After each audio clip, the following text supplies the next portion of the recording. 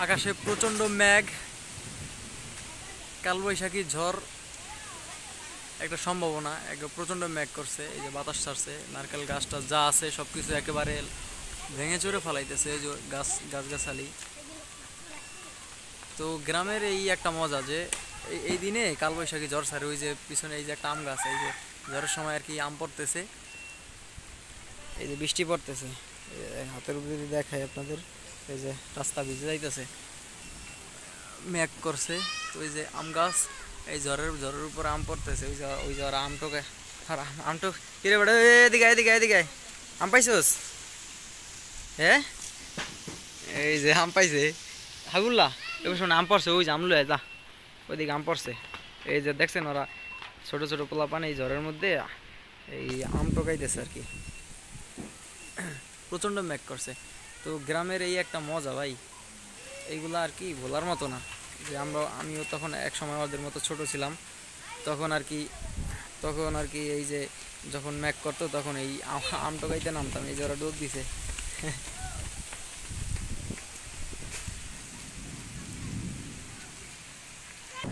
মেঘে ডাকতেছে, আপনারা এই ভিডিওতে শুনতে পাইতেছেন কিনা জানি না, যে মেঘে যে গর্জন দিতেছে, একবারে খুব ভয়ানক গর্জন মেঘের। এই যে আমাদের গ্রামের মসজিদে মুয়াজ্জিন আজান দিতেছে, এই হচ্ছে গ্রামের রাস্তা, এই যে পাশেই পুকুর, ওই যে বৃষ্টি নামতেছে, মানে এই যে দৃশ্য, বৃষ্টি নামতেছে, এই যে আম গাছ গাছপালা, এই যে রাস্তায় দাঁড়িয়ে আছি। একসময় এই রাস্তাটা কাঁচা ছিল, বৃষ্টি নামলেই কাদা হয়ে যেত রাস্তায়। তো এই যে শৈশবের যেই স্মৃতি কথা, কালবৈশাখী ঝড়, গ্রামের এই আবহাওয়া, প্রকৃতি, এগুলা মানে রক্তের সাথে মিশা আছে। ওই সামনে, এদিক দিয়ে সামনে দোকান, এই হচ্ছে আমাদের এই যে দোকান, ওই পাশে আর একটা দোকান আছে আর কি। আমার আমার কাকি গো ছাদে চলে আসছি, যদি ছাদ থেকে দেখাই, বৃষ্টি পড়তেছে। এই হচ্ছে আম গাছ, আম হইছে,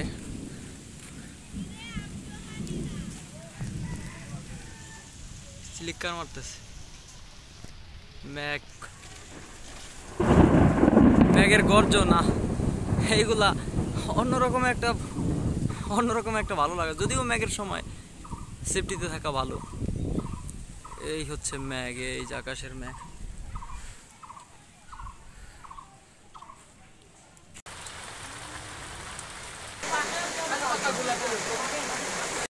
প্রচণ্ড বৃষ্টি হয়েছে, বৃষ্টি হওয়ার পর আমি আর কি একটু বের হয়েছি, আমাদের এই ব্রিজে আছি।